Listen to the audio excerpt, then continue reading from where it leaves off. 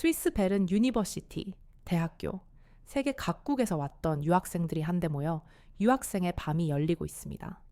세계 각국에서 온 학생들이 학교 생활과 더불어 자신의 나라에 대해 소개하는 시간을 갖고 있는데요. 그곳에서 프랑스에서 유학 온 한 학생이 한국의 김치를 가르치며 음식을 섞여 만드는 고약한 음식이라며 비난하고 있었고, 각국에서 온 학생들은 그 말에 수긍하며 고개를 끄덕이고 있습니다. 그러나 그때 유일한 한국인이었던 한 여학생은 자신의 노트북을 켰고 단 한순간에 세계 각지에서 왔던 학생들의 입을 다물게 했을 뿐만 아니라 강당을 휘어잡아 버렸는데요. 대체 이 유학생의 밤, 강당에서 무슨 일이 있던 것일까요? 안녕하세요. 저는 스위스 베른 유니버시티 대학교에서 정치 외교학을 공부하고 있는 에밀리아 비셔라고 합니다. 유학생들이 많은 대학에서 공부를 하다 보면 세상에는 참 다양한 나라와 인종, 문화가 존재한다는 것을 느끼게 돼요. 각자의 나라의 문화를 가지고 스위스를 찾는 유학생들을 보다 보면 배워야 할 점도 찾을 수 있지만 이건 절대 해서는 안 되겠다 하는 것들도 찾게 됩니다. 정치 외교학을 공부하는 사람으로서 다양한 나라의 문화와 정서를 이해하는 것은 꼭 필요한 부분이기 때문에 저는 유학생들과 좋은 관계를 유지하고자 노력하고 있어요. 하지만 딱 한 가지 아쉬웠던 건 아시아계 유학생이 제 주변에 없었다는 것이었습니다. 그러던 중에 너무나 반갑게도 한국이라는 나라에서 온 유학생을 만나게 되었습니다. 유학생들과 유대감을 쌓는 것을 좋아하던 저는 이 한국인 유학생이 저희 베른 유니버시티 대학교 생활에 잘 적응할 수 있도록 도우미에 지원했어요. 친구와도 가까워지고 또 이렇게 하면 소정의 장학금을 받기도 했거든요. 처음 보는 한국인과 친해지고 장학금도 받고 1타 2피였습니다. 한국인 유학생 은정이는 굉장히 유창한 영어 실력을 가지고 있었고 교수님의 말씀에 따르면 한국에서도 수재였다고 합니다. 한국 이름이 박은정이었어요. 그런데 이런 은정이를 별것 아닌 것으로 치부하며 무시하는 친구들이 있었는데요. 바로 저희 대학에서 공부하던 프랑스 학생들이었죠. 이 친구들은 첫날부터 은정이에게 시비를 걸었습니다. 은정이와 함께 학교에서 밥을 먹고 있는데 그 친구들은 정말 깜짝 놀랐다는 표정으로 달려와서는 은정이에게 인종차별적인 발언들을 쏟아냈는데요. 너네 나라 애들은 김치 없이는 밥도 못 먹는다는데 괜찮아? 혹시 냄새 때문에 민폐 끼칠까봐 못 가져온 거야? 하긴 김치를 섞여서 만든 음식이라던데 냄새가 안 나는 게 이상하지 라고 말하며 헐 뜯었죠. 저는 사실 이들이 이야기하는 김치라는 음식에 대해서는 잘 몰랐지만 이 친구들이 유치한 인종차별을 하고 있다는 건 알았습니다. 그래서 저는 그 프랑스 친구들에게 인종차별을 그만두라고 말했어요. 이런 소리를 들으면서도 은정이는 뭐가 그렇게 차분한지 내색하지 않고 자신의 식사를 이어가다군요. 프랑스에서 온 사브렐라는 자신이 눈을 찍고 조롱한 것도 아닌데 어떻게 인종차별이냐며 스위스에는 표현의 자유도 없냐고 하더라고요. 저는 은정기가 유학 첫날을 망친 것 같아서 괜히 미안한 마음이 들었습니다. 하지만 은정이는 눈 하나 깜짝하지 않더라고요. 처음 해외에 나와서 이런 인종차별을 당하면 당황할 법도 한데 그러지 않는 걸 보면서 제가 놀라기도 했었죠. 제가 위로하려고 은정기를 바라보면 은정이는 그저 미소로 저에게 답할 뿐이었습니다. 어느 날이었어요. 하루는 유학생의 밤이라고 해서 각국에서 왔던 유학생들이 모여 학교 생활에서 불편했던 점을 이야기하고 각자의 나라에 대해 소개하는 시간을 가졌어요. 당연히 프랑스 유학생 사브렐라와 한국인 은정이도 함께 했죠. 사브렐라는 은정이가 무슨 말이라도 하면 물어뜯을 기세로 은정이만 바라보면서 히히 덕거리고 있었습니다. 그게 너무 노골적이라서 보던 제가 다 민망하더군요. 각 나라의 음식 이야기로 주제가 넘어갔을 때 사브렐라는 이때다 싶었는지 프랑스 요리 자랑을 엄청나게 하기 시작했습니다. 프랑스 요리가 세계 3대 요리 중 하나라는 걸 아냐? 하면서 말이죠. 사실 프랑스 요리가 유명한 건 모두가 아는 사실이었습니다. 요리의 디저트까지 미식의 나라라고 정평이 나 있잖아요. 그런데 나라 자랑도 적당히 해야 하는데 사브렐라는 적당히를 몰랐습니다. 계속된 음식 자랑에 지친 다른 학생들은 적당히 리액션을 하고 주제를 끝내려고 했어요. 학생들의 집중력이 떨어졌다는 걸 느꼈는지 사브렐라는 갑자기 한국에서 왔던 은정기를 저격하기 시작했습니다. 저희 학교에는 많은 아시아 계통의 유학생들이 있었지만 유독 저희 학과에는 아시아에서 왔던 유학생이 없었어요. 한국에서 왔던 은정이가 저희 반에서는 유일했었어요. 그렇다 보니 유독 은정이만 붙잡고 시비를 걸었죠. 그러면서 은정이를 지목하며 이 반에서 아시아는 너가 유일한데 너의 나라는 뭐가 유명하니? 음식을 일부러 상하게 만들어서 먹는 김치인지 뭔지 말고 또 있니? 라면서 그냥 궁금해서 그런 거라며 키득거리며 조롱했죠. 은정이가 그 말을 듣고 아무 말 안 하고 있자 사브렐라는 솔직히 아시아에서 가장 맛있는 음식은 중국과 일본의 요리 아니냐는 말을 하더라고요. 그러면서 특히나 중국의 요리는 프랑스와 마찬가지로 세계 3대 요리 중 하나라면서 그에 반해 한국의 음식은 보잘것없는 것이라고 했습니다. 혹여나 이 반에 너가 유일한 아시아 사람이라 혹시 한국 음식 자랑할까봐 미리 말하는 거라고 했죠. 그러더니 요즘 한국 음식이 인기라는 소문이 돌던데 그건 아마 케이팝이나 드라마 때문에 같이 얼떨결에 나온 거품일 뿐이고 얼마 지나지 않아 사라질 유행 같은 거라고 했습니다. 그러면서도 반대로 중국 음식은 아주 옛날부터 역사와 전통을 가지고 세계 3대 요리의 이름을 올렸으니 한국과 질적으로 다르다고 말하며 한국은 아직 중국이나 일본을 넘지 못한 아시아 3등의 나라라고 말했죠. 그놈의 세계 3대 요리가 뭔지 말 한마디 할 때마다 세계 3대 요리를 외쳐대는데 시끄러운 앵무새 같았습니다. 그런데요. 실제 의외로 이 말이 다른 학생들에게는 먹혔습니다. 이 이야기를 하는 사람은 프랑스인이었으니까요. 학생들은 인터넷에서 한국 음식이 유명하다는 얘기는 들었지만 실제로 먹어보지는 못했다고 말했습니다. 한국 요리가 그렇게 유명하다면 한 번쯤은 한국 음식을 접해봤어야 하는 게 아니냐고도 했죠. 이런 시시비비가 반복되자 유학생의 밤 토론장은 뜬금없는 아시아 국가들을 평가하는 자리가 돼버릴 정도로 열기가 달아올랐습니다. 심지어 모든 학생들이 이에 동조하며 이야기가 나오기 시작했습니다. 물론 은정이 편에 서서 한국을 지지하는 친구들도 있었습니다. 그 친구는 자신은 사브렐라가 말하는 중국인들을 만난 적이 있었다고 했죠. 관광지에서 중국인들을 만났는데 그들은 새치기를 반복듯이 하고 성당같이 침묵을 지켜야 하는 곳에서 큰 소리로 떠들기까지 했으며 쓰레기를 아무데나 버려서 눈살이 찌푸려졌다고 하더라고요. 그 소리를 들은 사브렐라는 아니, 잘 생각해보라면서 아시아에서 가장 큰 나라는 분명 중국인데 그런 중국이 그렇다면 과연 한국이라는 작은 3등 국가는 어떻게 했냐고 하면서 원래 아시아 국가는 그런 수준이라고 말했습니다. 아시아 국가를 경험해봤던 친구들이 많지 않았던 터에 사브렐라의 말에 적극적으로 반대하는 의견을 내는 친구들은 없었고 결국 분위기는 사브렐라의 말이 모두 맞다는 것으로 결론 나려는 찰나였죠.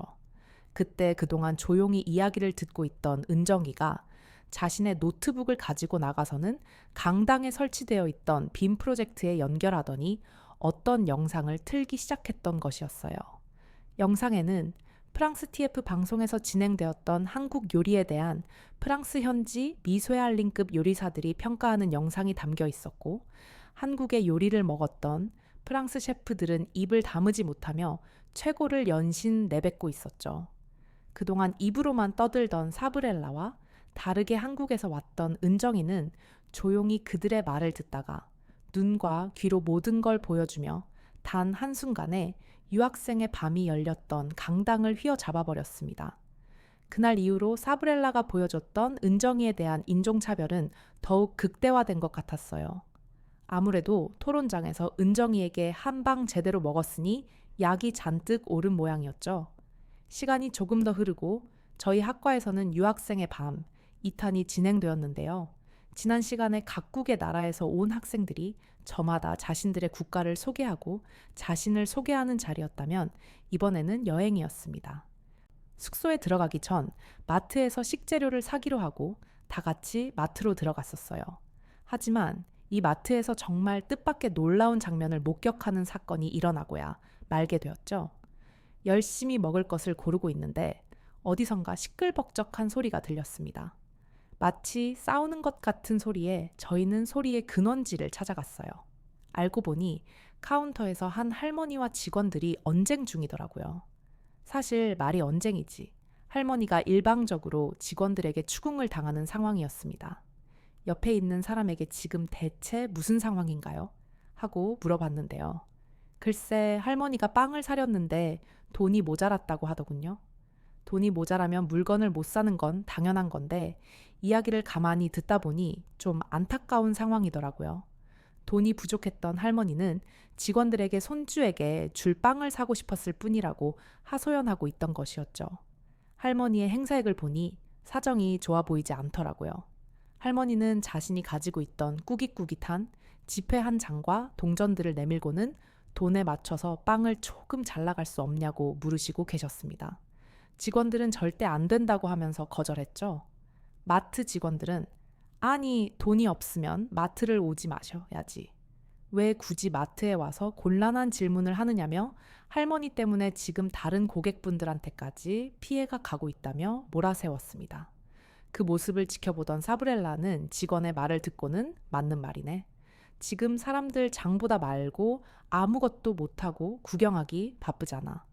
그러더니 옆에 있던 다른 친구들과 키득거리며 장난치며 다시 장을 보러 가더군요. 이들의 언성은 점점 높아져 갔고 분위기는 점점 과열되고 있었습니다. 직원들은 할머니가 빵을 품에 안고 주려고 하지 않자 강제로 뺏는 위협적인 행동을 하려고 했어요. 그런데 그때였습니다. 누군가가 싸움의 한가운데로 걸어 들어갔고 그건 바로 한국에서 왔던 은정이었어요. 저는 너무 깜짝 놀랐죠. 저는 큰 사단이 날까봐 뛰어들어가 은정이를 붙잡고 너가 저기 끼어들어서 뭘 할 수 있겠냐면서 은정이를 데리고 나오려고 했습니다. 가장 목소리가 크던 직원 중 한 명의 덩치가 아주 컸거든요. 은정이는 아무리 그래도 그렇지 할머니가 물건을 훔친 것도 아닌데 이런 식으로 몰아쓰는 것은 옳지 않다며 할머니의 편에 서서 직원들을 나무랬습니다. 덩치 있는 직원은 아시아에서 온 호리호리한 여성인 은정이의 말을 듣고는 할머니의 앞을 가로막은 은정이를 옆으로 밀어내더라고요. 은정이는 밀리지 않으려고 했고 그런 직원은 당황해하며 더 힘을 줘 은정이를 밀어내며 왜 상관없는 당신이 끼어들어서 난리냐며 가라고 했습니다. 직원이 힘을 써 은정이를 밀어내려고 하자 은정이는 직원을 슬쩍 피했고 직원은 자신의 힘을 주체 못하고 앞으로 꼬꾸라졌죠. 그러더니 할머니에게 다가가 할머니의 손을 잡고 그 자리를 떠났습니다. 할머니와 마트 밖에서 무슨 대화를 나누더니 실갱이에 다 부셔진 빵을 한 손에 들고 다시 와서는 다른 깨끗한 빵과 음료 등을 잔뜩 사서 카운터에서 계산하는 모습을 보였죠. 그 모습을 지켜보던 저는 은정기가 이렇게 과감하고 터프한 아이였는지 정말 몰랐습니다. 늘 학교에서도 조용하고 자신의 할 일만 묵묵히 하던 친구여서 그저 조용한 새침대기 여자아이인 줄만 알았었거든요. 다른 친구들도 은정이의 다른 모습에 모두 놀랐는지 입을 다물지 못하고 있었어요.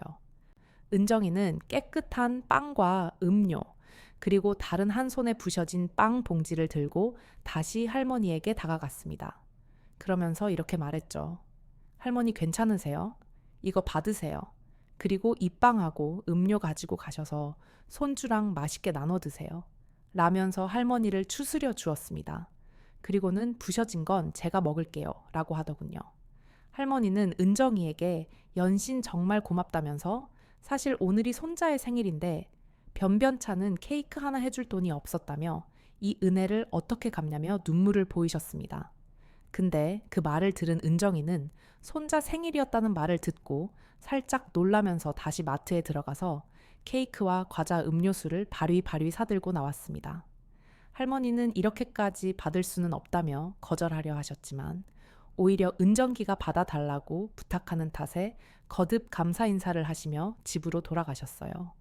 초면에 이름도 모르는 생판남을 이렇게 도와줄 수 있다는 것에 적잖이 충격을 받은 저는 이때부터 은정기가 더욱 달라 보이기 시작했습니다. 저도 은정기처럼 행동해보고 싶다는 생각이 들더라고요. 이건 저뿐만이 아니었어요.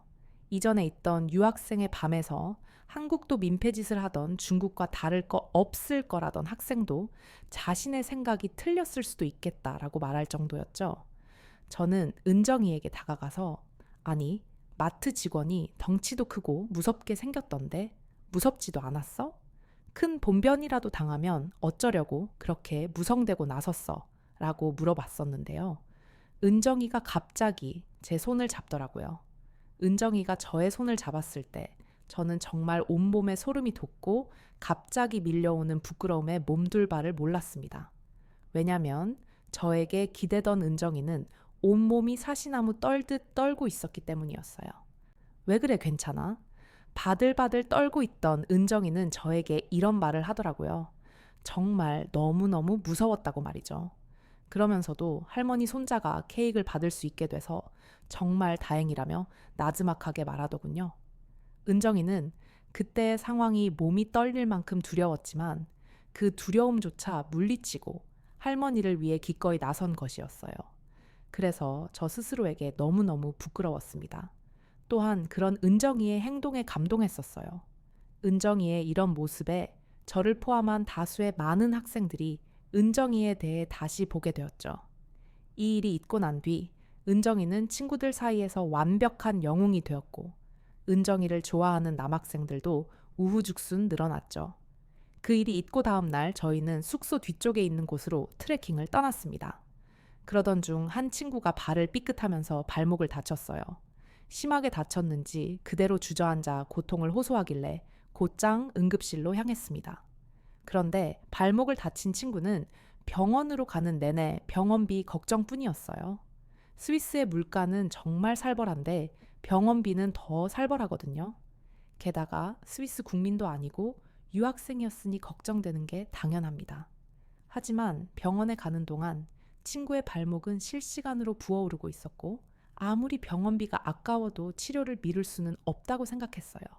발목을 다친 친구는 병원에 가서 엑스레이를 찍고 의사와 5분 동안 상담했습니다.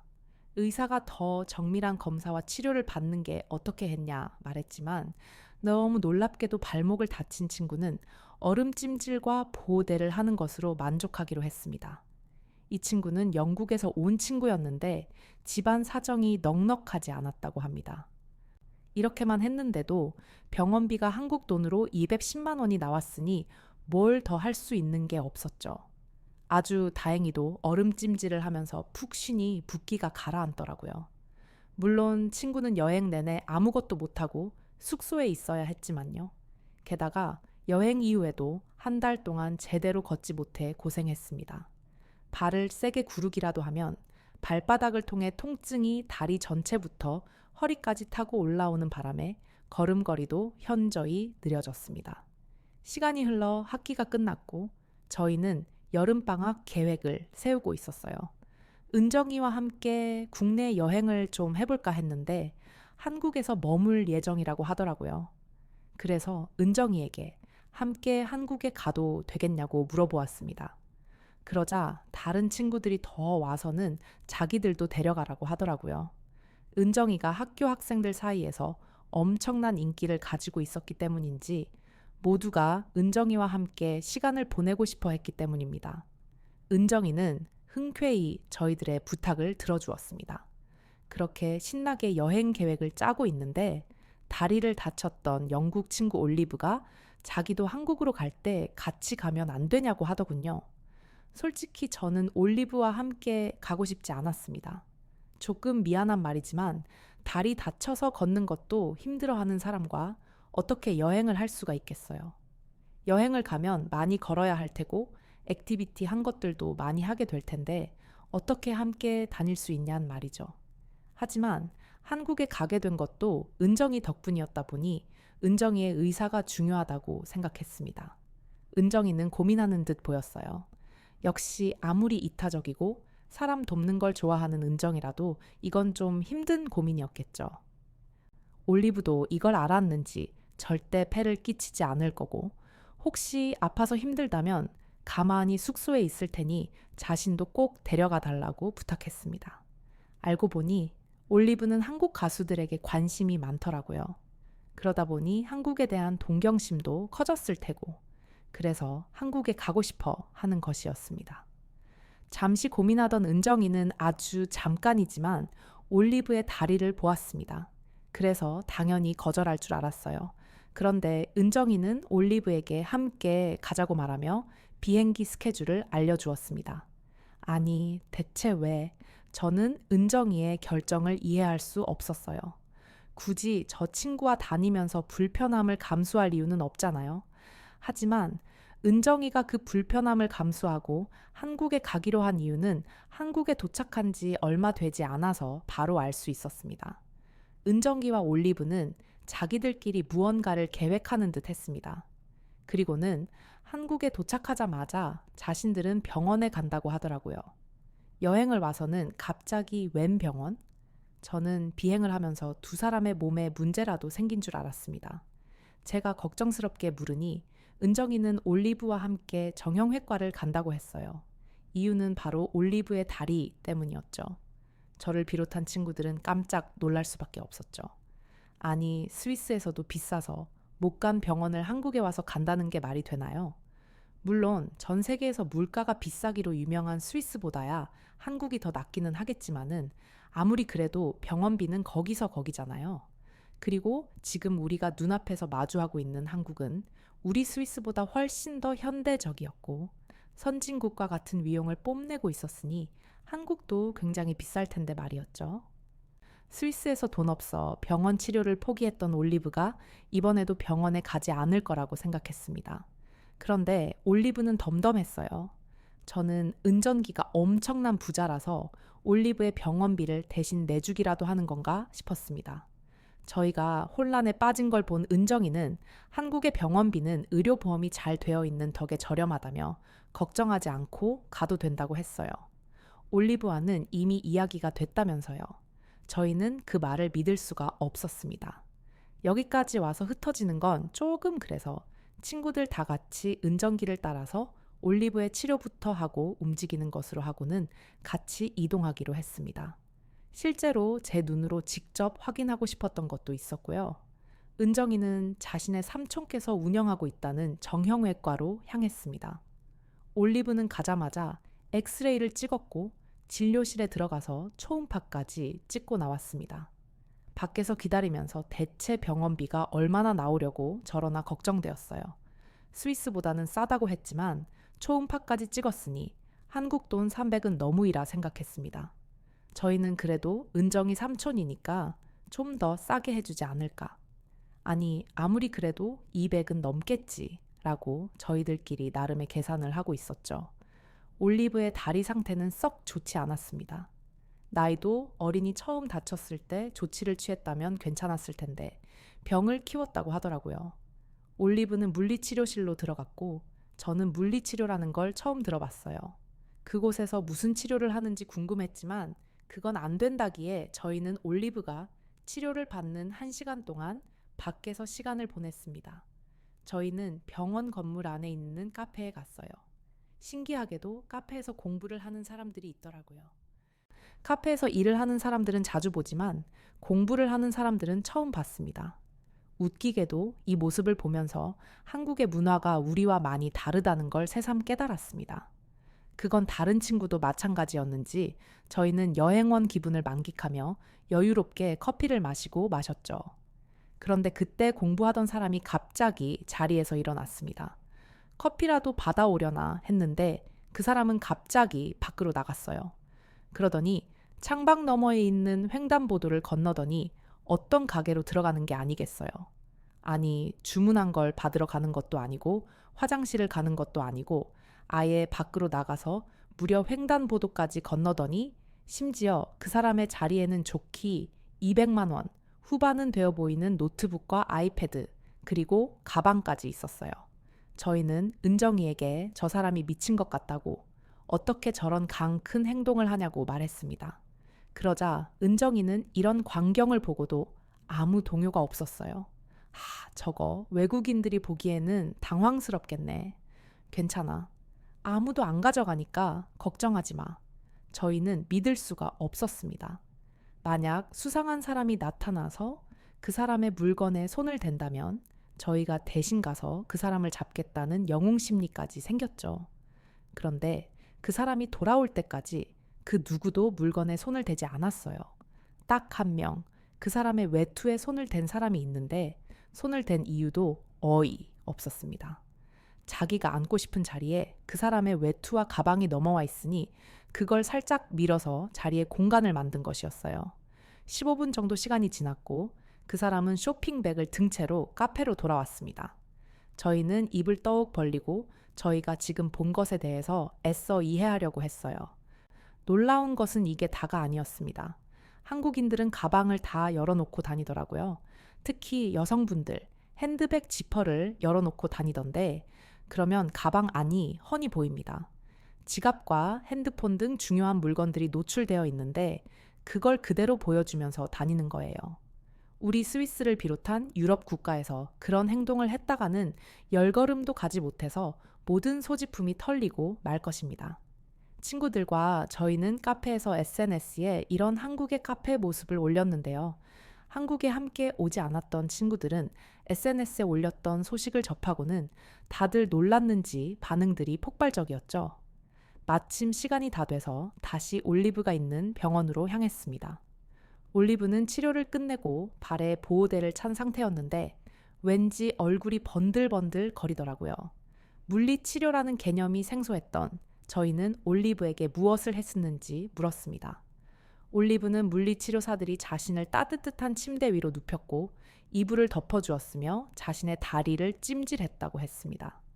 마사지를 받는 듯한 노곤노곤한 느낌의 잠이 들었는데 깨어보니 치료가 끝나 있었다고 하죠. 솔직히 무슨 효과가 있을까 했는데 발이 훨씬 가벼워진 게 확실하다며 물리치료의 효과를 칭찬했습니다. 그리고 대망의 병원비 수납 시간, 저희는 이렇게 좋은 치료를 받았다면 병원비가 더 올라갔을 거라고 예상했죠. 간호사는 이렇게 말했어요. 엑스레이에 초음파를 하셨고 물리치료까지 받으셔서 이렇게 모두 하셨으니까 66천 원 나오셨어요. 저희는 66천 원을 잘못 들었나 했습니다. 그런데 영수증에 찍힌 금액은 66천 원이 맞았어요. 이게 끝이 아니었습니다. 여행하는 동안 매일 치료받으시면 많이 괜찮으실 거예요. 물리치료 받으시면 15천 원 정도 나오니까 참고하시면 되고요. 라는 거였죠. 아니 이게 말이나 되는 상황인가요? 어떻게 이런 금액이 나올 수가 있죠? 한국 의사들은 전부 땅 파서 진료한답니까? 병원비 운영하는데 드는 돈이 어마어마할 텐데 이게 말이 되는 건가요? 저희는 은정이의 말이 사실이라는 것을 깨닫고는 충격에서 헤어나오지 못했어요. 게다가 병원에서 처방해준 약을 받는 게 8천 원대더라고요. 이게 대체 무슨 상황인지 저희는 숙소에 돌아가는 내내 한국의 병원비에 대한 얘기만 했습니다. 호텔에 도착한 저희는 고단한 몸을 이기지 못하고 잠에 들었어요. 눈을 떠보니 밤 12시가 넘은 자정이 넘었더라고요. 문제는 배가 너무 고팠다는 것입니다. 호텔 룸 서비스를 찾아봤더니 와인과 술 안주뿐이었고 식사를 할 만한 게 없었어요. 그런데 밖에 나갈 수 있는 상황은 더더욱 아니었습니다.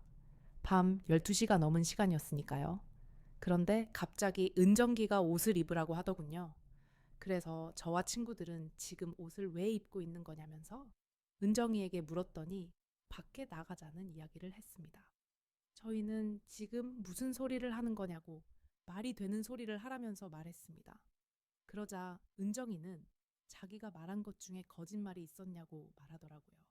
배고프다며 치킨을 먹으러 가자. 내가 살 테니까. 그러면서 어서 옷을 입으라는 말에 저희는 홀린 듯 옷을 주워 입었습니다. 저희는 잔뜩 긴장한 상태였어요. 자정이 넘은 시간 외출이라니 이건 완전 자살 행위였습니다. 그런데 고작 5분 걸었던 저희는 눈앞에 펼쳐진 광경에 입을 다물 수 없었어요. 그곳에서 긴장한 채 몸을 웅크린 사람은 저희뿐이었습니다. 가게에는 아직도 불이 켜져 있었고 사람들은 거리에 나와서 편안하게 대화를 하고 있었어요. 저희는 그런 모습들을 신기해하며 치킨집으로 들어갔습니다. 은정이가 주문해준 대로 나왔던 치킨을 한 입 먹었는데 이건 말도 안 되는 맛이었습니다. 친구들도 모두 연신 감탄사를 연발하면서 이런 치킨은 처음이라며 놀랬죠. 이렇게 다양한 종류의 치킨이 있을 수 있다니. 저는 마늘을 정말 싫어하는데 이 마늘 치킨은 여행 내내 먹어도 안 질리겠더라고요. 은정이는 치킨에 맥주까지 시켜주었는데 이 맥주와의 조합이 정말 죽였습니다. 치킨 한 입에 맥주 한 모금을 마시니 피로가 싹 풀리면서 그렇게 맛있을 수가 없더라고요. 저희는 저희가 먹고 있는 음식과 거리의 분위기를 영상으로 찍어 SNS에 업로드했고 다른 친구들에게도 공유했습니다. 그러자 댓글에 난리가 났어요. 이게 한국 맞냐? 지금 당장 한국으로 가는 비행기 표를 끊을 테니 그런 줄 알라는 재미있는 댓글들도 넘쳐났습니다. 배가 터지도록 식사를 하고 나온 저희는 당연히 숙소로 돌아갈 줄 알았습니다. 그런데 은정이는 이대로 들어가서 자면 살찔걸? 이라면서 산책하며 좀 걷고 들어가자며 자신을 따라오라고 했어요. 물론 저희는 은정이에 대한 신뢰가 있었지만 타국에서의 새벽 산책은 좀 아니지 않나 싶었습니다. 치킨을 먹은 데야 번화가니까 그렇다 쳐도 산책을 하려면 한적한 곳에 가야 하잖아요. 아무리 치안이 좋은 한국이라 하더라도 이건 좀 아니라고 생각했습니다. 이건 저뿐만이 아니라 다른 친구들의 생각도 마찬가지였죠. 유럽에서 새벽 산책? 그것도 여성들이 모여서 아주 먼 사단이라도 제대로 날 테니까요. 그런데 얼마 안 있어서 저희 모두는 한국의 새벽밤을 즐기는 사람들의 모습을 보면서 이럴 수가 없다면서 정말 크게 놀랐었는데요. 은정이와 함께 간 한강에는 저희 외에도 산책을 하는 사람이 수십 명은 있었어요. 심지어는 돗자리를 깔고 누워있는 사람도 있더라고요.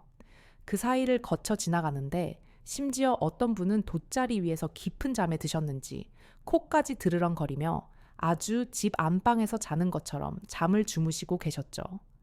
대체 이게 무슨 광경이지 싶었습니다. 시계를 보니 분명 새벽 2시가 다 되어가던 시간이었는데 말이죠. 다른 나라였다면 자정이 넘은 시간에 산책을 나오지 않았을 뿐더러 잔디밭에 누워있는 사람을 경계부터 했을 거예요. 위험한 노숙자일 수도 있으니까요. 그런데 한강 주변은 위험한 것 하나 없이 안전했습니다. 저희는 생전 처음으로 자정이 넘은 시간에 그것도 밖에서 심지어 타국에서 산책을 하게 되었습니다. 밤늦게 하는 산책은 선선한 바람도 불고 여유롭고 좋더라고요. 그리고 며칠 뒤 한국에서의 생활이 조금 익숙해졌을 때쯤 사거리에서 길을 건너고 있었습니다. 그런데 리어카를 끌고 가던 한 할아버지가 넘어지시면서 그만 폐지가 쏟아지고 마셨어요. 그때 저희는 정말 놀라운 장면을 목격하게 되었는데요. 은정이는 고민조차 하지 않고 할아버지에게로 향했는데 저희가 놀란 건 수십 명의 한국인들이 너도 나도 할 것 없이 우르르 할아버지께 뛰어갔었기 때문이었죠.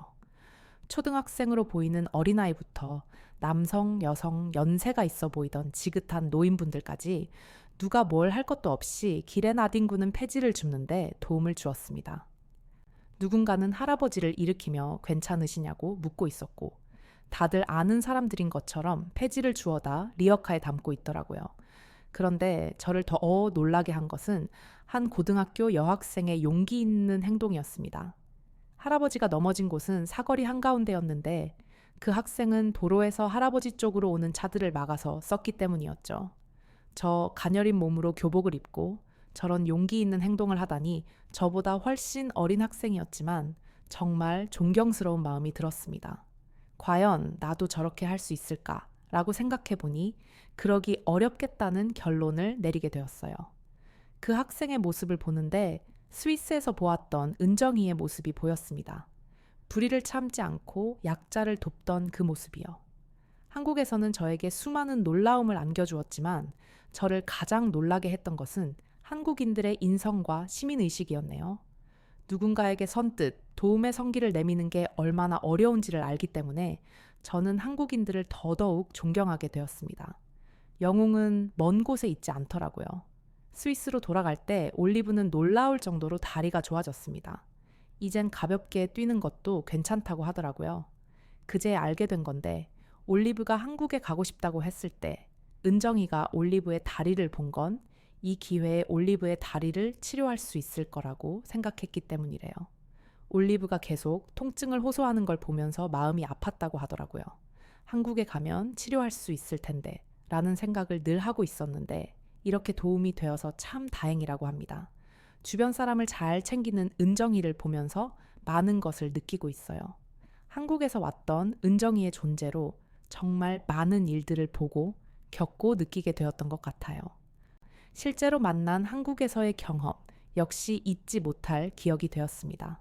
아, 은정이에게 인종차별하던 사브렐라는 어떻게 되었냐고요. 그 친구는 저희가 한국에 있던 기간에 학교의 다른 학과 동양인들을 인종차별했다가 발각돼서 학교에서 징계 처분을 받았습니다. 제 벌은 남 못 준다고? 어차피 그렇게 될 줄 저희는 이미 짐작했습니다. 여하튼 은정이가 지금 저의 베프라는 것이 너무 좋고 행복합니다. 저도 은정이의 강할 때는 강하고 약할 때는 약한 이런 모습을 배워서 그 따뜻함을 전하는 사람이 되고자 노력해 보려고 합니다. 자, 오늘 사연은 여기까지인데요. 우리 한국인 여학생이 스위스베른 대학에서도 아주 유명했다더라고요. 여하튼 오늘은 은정 씨를 만나 한국과 인연을 가졌던 에밀리아 비셔 씨의 에피소드를 담은 사연이었습니다. 사연 어떠셨나요? 재밌게 들으셨다면 구독과 좋아요, 알림 설정 부탁드리고요. 그럼 지금까지 다양한 해외 사연들을 전달해드리는 여우튜브 송은지였습니다. 그럼 더 좋은 영상으로 찾아뵐게요. 고맙습니다.